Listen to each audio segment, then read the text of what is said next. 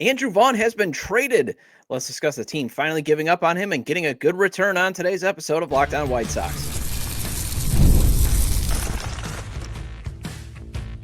You are Locked On White Sox, your daily Chicago White Sox podcast. Part of the Locked On Podcast Network, your team every day. Hello, I'm your host, Todd Welter, a lifelong Sox fan, contributor for SouthsideShowdown.com, part of the FanSided Network, and also I've covered Major League Baseball for outlets such as the Associated Press. And thanks for making Locked On White Sox your first listen every day, part of the Locked On Podcast Network, your team every day. Make sure to hit the like button on today's episode. Subscribe to the YouTube channel at Locked On White Sox if you've not done so already, and also follow or subscribe to the show wherever you get your podcasts. Well, let's kick off the show with Andrew Vaughn being dealt to the Brewers for pitcher Aaron Civale. Then Tim Elko had a rough one last night. Let's discuss what the team should do with him moving forward. And finally, the White Sox have cleared some hurdles in the big picture, so let's add a couple of more signs of progress you would like to see this season as it relates to last night's loss. Today's episode is brought to you by FanDuel. Right now, new customers can get $200 in bonus bets when your first $5 bet wins. And only Luis Robert Jr. remains from the core of that failed rebuild last decade, and hopefully he's out the door too. Because then this franchise can officially move forward from one of the biggest disappointments in franchise history. Remember, last decade's rebuild was supposed to be so filled with hope. The White Sox were supposed to be spending this decade winning a ton of World Series, having a bunch of parades. Remember former GM Rick Hahn always saying, ask me after the parade. And it yielded just 2 playoff wins and 1 division title.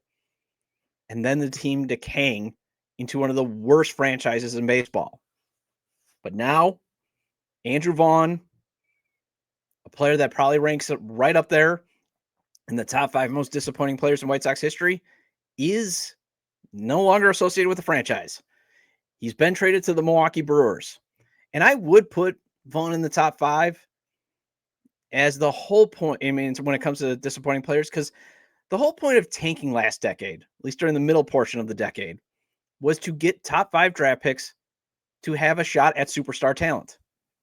It was basically doing what the Cubs did at the beginning of last decade. They were supposed to get their Chris Bryant and their Javi Baez. And instead, they went with low-ceiling guys like Vaughn and Nick Madrigal. And if anybody tries to defend drafting both of them, Andrew Vaughn is going to leave this franchise with a minus 1.8 career FWAR.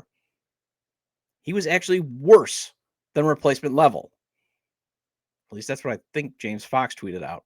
Either way, he was nothing but replacement level.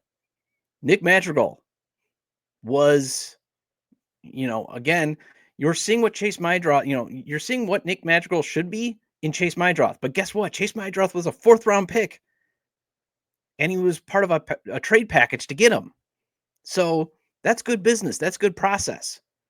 What Andrew Vaughn and Nick Madrigal represent, though, is the bad, failed process. That the fact that this, last decade's rebuild was nothing much but smoke and mirrors. But Vaughn, he's Milwaukee's problem now. He's been traded to the Brewers and it's been confirmed by the teams for pitcher Aaron Civale. And talk about a great trade, actually. First, you get the immediate value of moving on from a disappointing era. We get more away from the decay and how that core just unraveled. And unraveled for a lot of reasons.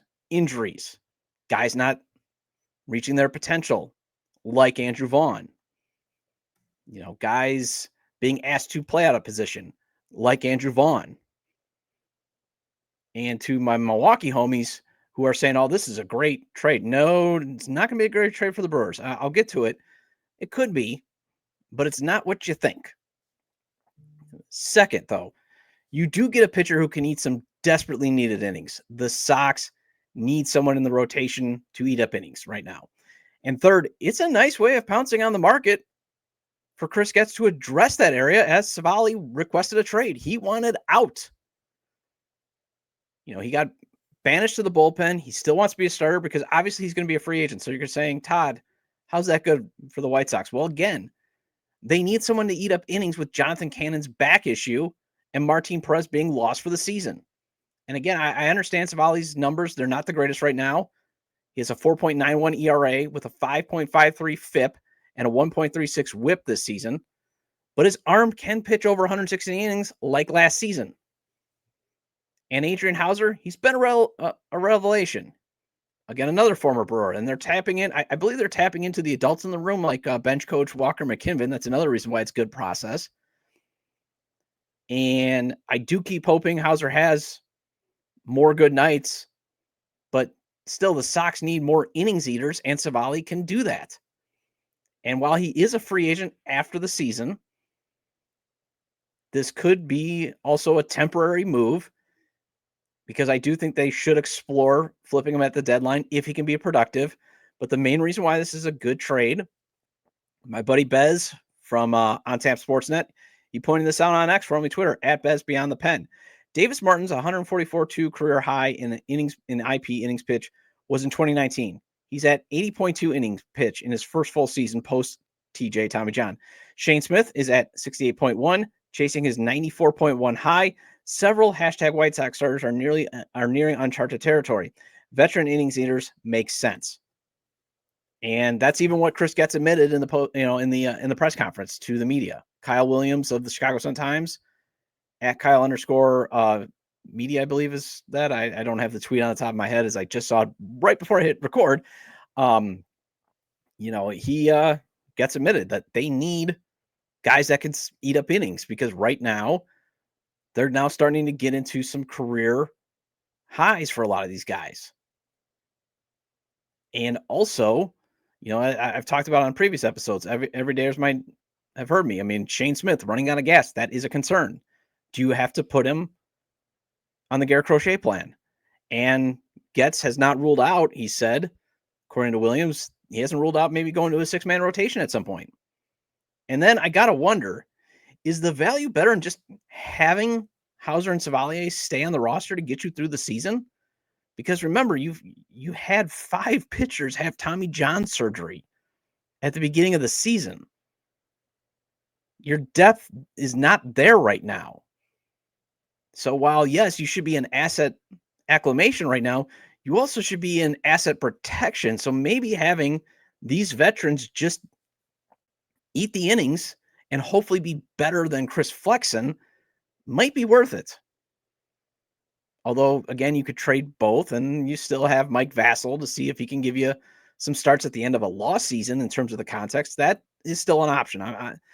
You've given yourself options at least, and you've given yourself some cover for at least the next 6 to 8 weeks. But the bigger news, though, is you got Vaughn out of here. I mean, technically he was already gone. He was at AAA. But you have no more association with him. And you got a big league player to help solve a major problem. And think about this. Vaughn was hitting .211 with the .679 OPS at Charlotte. Okay? The Durham Bulls were dominating him as he is 0 for 11 in that series, or was 0 for 11 in that series. Although he did have 1 strikeout. But if the Bulls are dominating him and he can net you a big league player, that is beyond my dream of getting something better than I was like, well, are they at player to be named later status or cash considerations? And it's the White Sox getting cash back. So I guess I was wrong there on his trade value. And that this should also show you too, it is hard to gauge a player's value if they are struggling, because some teams might think, you know what, this could be a bounce back. This could be a reclamation project. And not saying get your hopes up with Luis Robert Jr. on return. That could help even, accelerate the timeline, but you don't know. Teams are desperate. Although in this case, the Brewers did have a special situation in that they have a ton of starting pitching depth. Civale wanted out, and the Brewers probably, being cost conscious and being forward thinking, maybe wanted to have some cover at first base in case Rhys Hoskins opts out after the season, because that's how they've always been addressing first base. With reclamation projects, salvage, they don't spend a lot of money on first base, which you should be. Yeah, you shouldn't be spending a ton of money on first base or giving out first-round picks unless they're truly special or generational talents. And clearly, Andrew Vaughn was not that. He was not a generational talent. So best of luck, Andrew Vaughn. Well, this trade does leave a potential option at first base off off the table to replace the struggling Tim Elko. He had a rough game last night, so let's discuss if it's time to end his second run after the break on Locked On White Sox.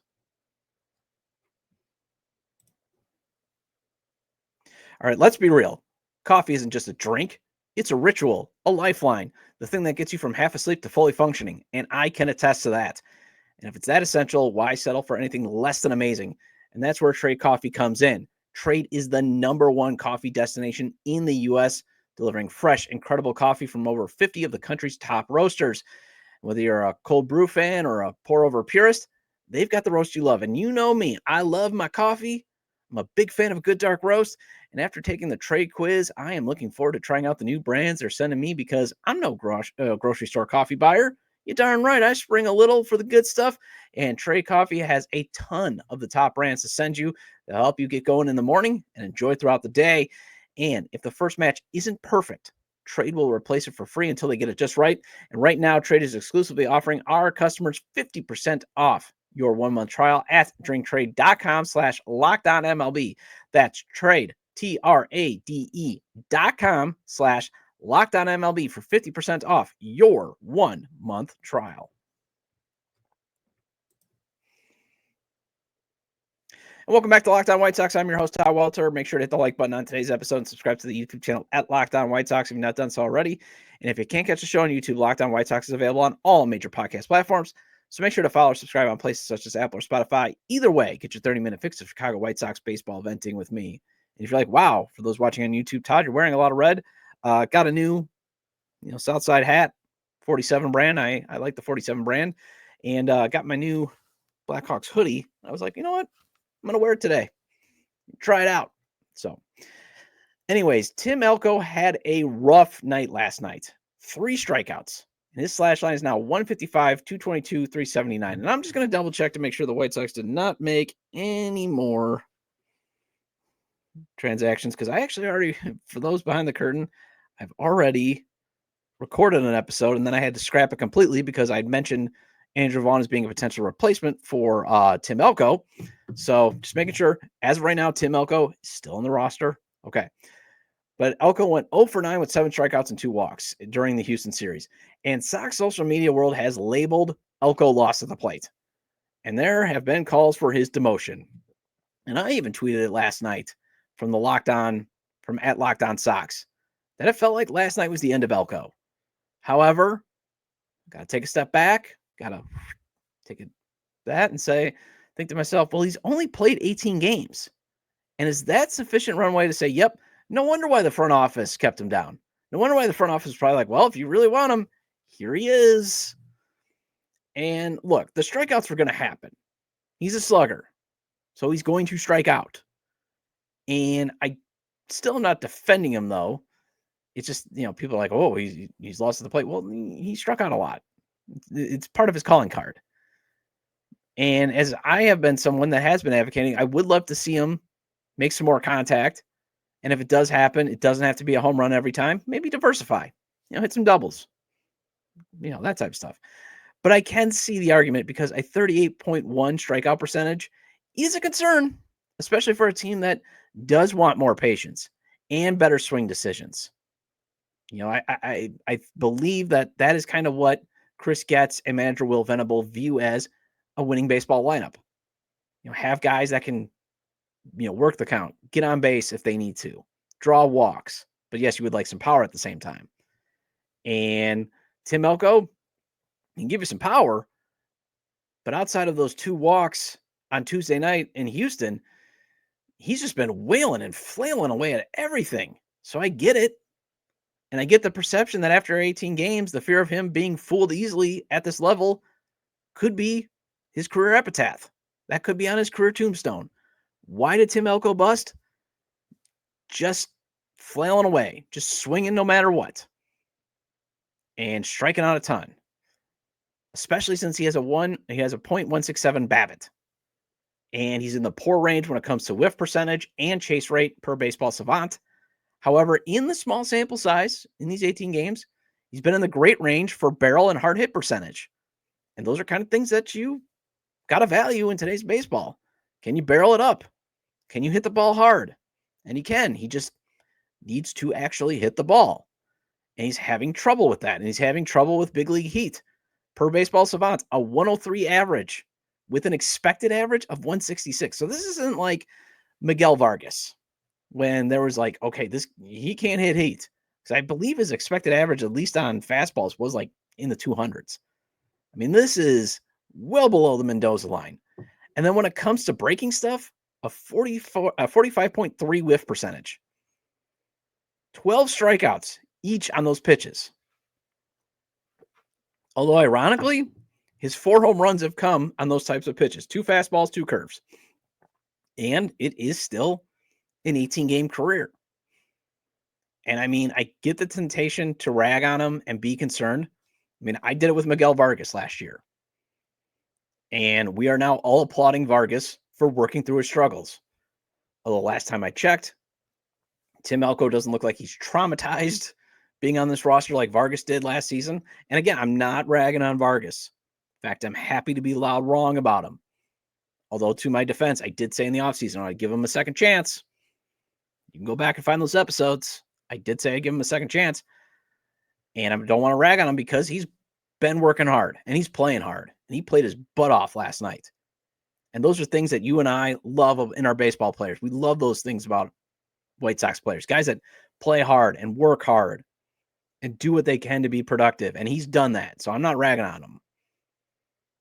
But if you end the second Elko experience, the options are, will you demote him once Lenyn Sosa is ready to return from his rehab assignment, which the team announced he's on. He's down at AAA Charlotte right now. You know, do you remember Lenyn Sosa, though, playing first base? Remember, he didn't even cover the bag. It was last Saturday? Doesn't even cover the bag. You know, not even close. I mean, you can move Vargas to first, but it also means more Josh Rojas in the lineup. And I don't know about you, but I don't want any more Josh Rojas in the lineup. Okay? You could give Brian Ramos a first base glove. Give him some reps there. See if he can start producing at the big league level. Although he's been struggling at AAA. But remember, he is the forgotten prospect. I mean, Kyle Teal supposedly was taking grounders at first down at AAA. There's another option. So, yes, there's some options. But at the same point, I think they want to have Teal catch at least a little bit more at the big league level. So I don't see him getting, here's your first base glove. So I'm just saying maybe we need to be fair. I'm at least willing to give him this weekend. Let's see how the Rangers series goes before we get to the end of Elko. And for full disclosure, yes, I've been an Elko truther. But again, I hopefully I painted the picture that I can see the argument. Well, the Sox have shown some signs of progress in the big picture, and I want to add 3 more hurdles this team needs to clear to keep showing progress. And let's discuss that after the break.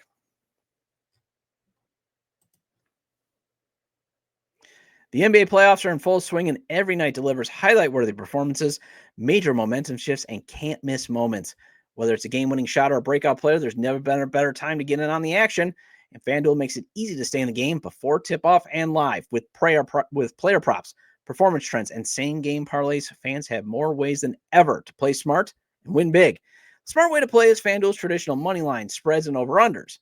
But if you want to win big, it's the parlays, props, and futures. And there's always the chance to at least double or even triple your money and win even more by going with the parlays, props, and futures. For example, they have the NBA Final Series specials going on, plus 650 last time I checked, on any player breaking Steph Curry's single quarter NBA Finals points record. So that means if someone if someone scores over 22 points in a quarter, and if that does happen, you put $10 on it, you just won $65.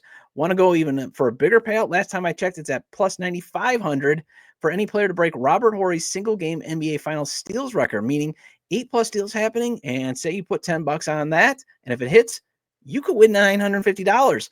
New to FanDuel, it's the perfect time to sign up. Head to FanDuel.com and place your first $5 bet. If it wins, you'll get $200 in bonus bets. Make every moment more with FanDuel, the official sports betting partner of the NBA.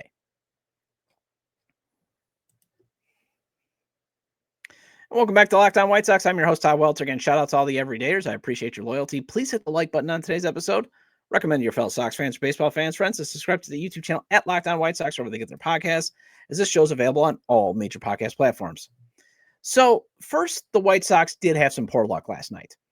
The lineup did hit the ball hard when contact was made, but man, it just seemed like it was right where an Astros fielder was. And I'm not going to accuse the Astros of cheating. That's too easy. Man, it just seemed like, they're always where the ball is hit to. Cam Smith easily robbed the lineup of two major hits last night. But it was also a game where the White Sox had a chance to come back and win, but it fell short. So the second time within the last couple of days where the White Sox have tried to make a late rally, and it just falls a wee bit short. And with this being a let's have some progress in the big picture season, I want to add a few more to the list of criteria of things it would be nice to see this team accomplish before the season's end. And I add this because, we're already seeing young players that could be core pieces getting a shot to prove it. I mean, Edgar Carroll had a great night last night. Went 3 for 4 as he drove in Miguel Vargas twice. Vargas also had an outstanding game going 3 for 4 and nearly tied it in the ninth. So again, just to show you how unlucky the White Sox were, he's down to his last strike, 2 outs, and he hits a rocket shot to left. And if it was just a bit higher, it would have gone in those outfield boxes. Instead, it was a double because it landed right below the yellow line. And then Austin Slater, who he also had a rough night, struck out 5 times. Strikeouts looking to end the game. Although that was a figurative ump needing to get to his dinner reservation call. As that called third strike was a ball. It was up and out of the zone. At least the way I saw it. At least that's how the TV broadcast showed it. That it was up.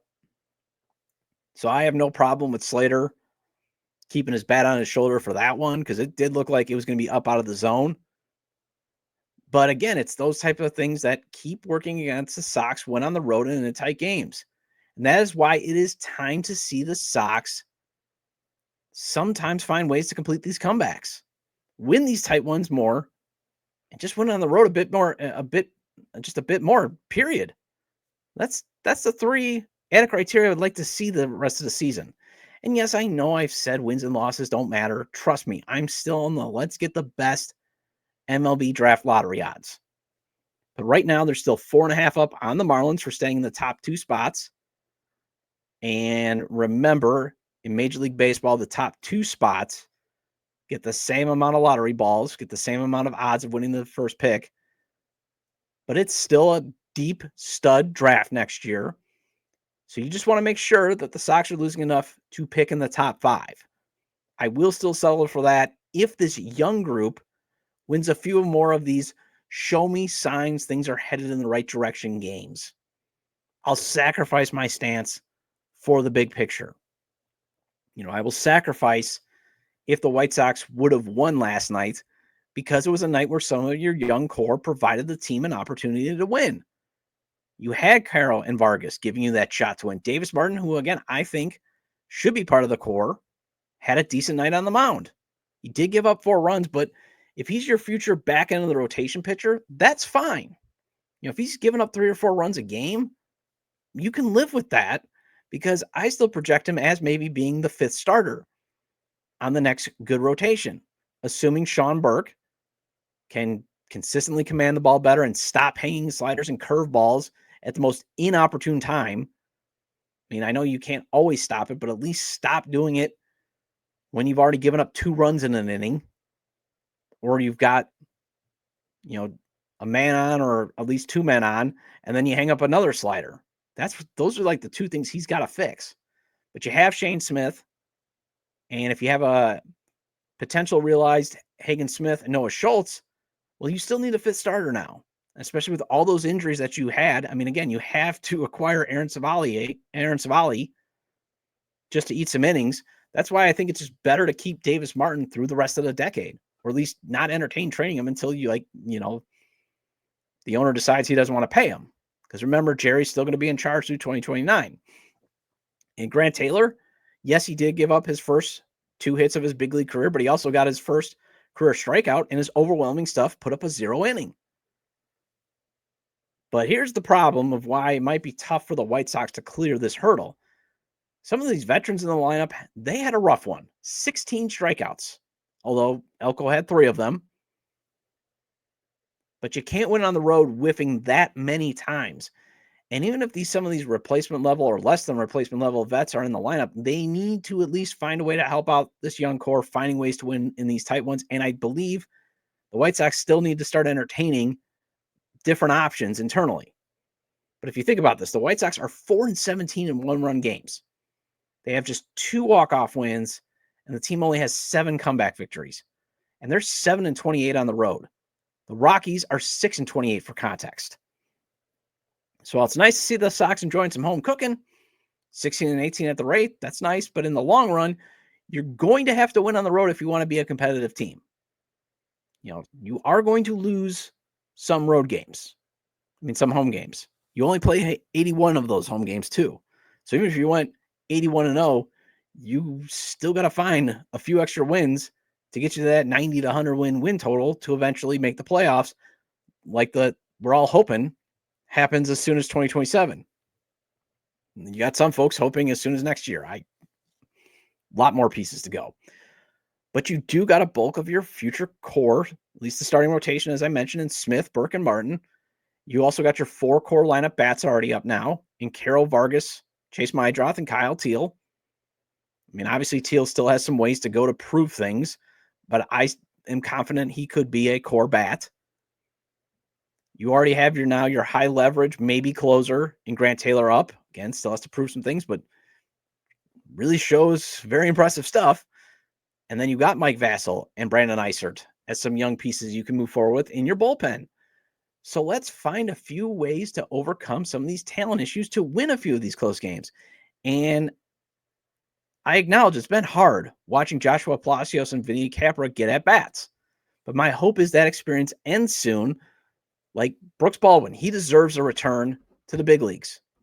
And I think we can move on from Capra eventually, as I believe he's probably the likely DFA candidate once Colson Montgomery proves he is ready for his call-up. As long as he's not getting hit by pitches on his wrist and knee and showing that his swing changes in Arizona work, it wouldn't surprise me if he's up. So there's 2 more potential young pieces to move forward with that obviously need to clear hurdles too with the other core, but maybe could also help them clear these other 3 hurdles. And that's the thing, to clear these hurdles that I want to add, you just got to get better assistance, and hopefully it's coming soon. Well, that wraps up this edition of Locked On White Sox. Thank you for making Locked On White Sox your first listen today. For your second listen, check out the all-new Locked On MLB Game Night. Every game, every night, all season long. Get local analysis on a national scale. Find MLB Game Night on Locked On MLB on YouTube or wherever you listen to your podcast. And I'll be back on Monday to discuss how the Sox did against Texas in their 3-game weekend series. And I'll also have another minor league Monday report. Feel free to leave comments about today's discussion regarding the White Sox trading Andrew Vaughn for Aaron Civale. Sorry about that. Should Tim Elko get demoted again? And 3 more things you'd like to see the Sox accomplish this season. You can leave them at the episode page on YouTube, X, formerly Twitter, at Todd J. Dub, or at Locked On Sox, or you can email me at lockedonwhitesox@gmail.com. Have a great day. Have a great weekend, and I will see you Monday.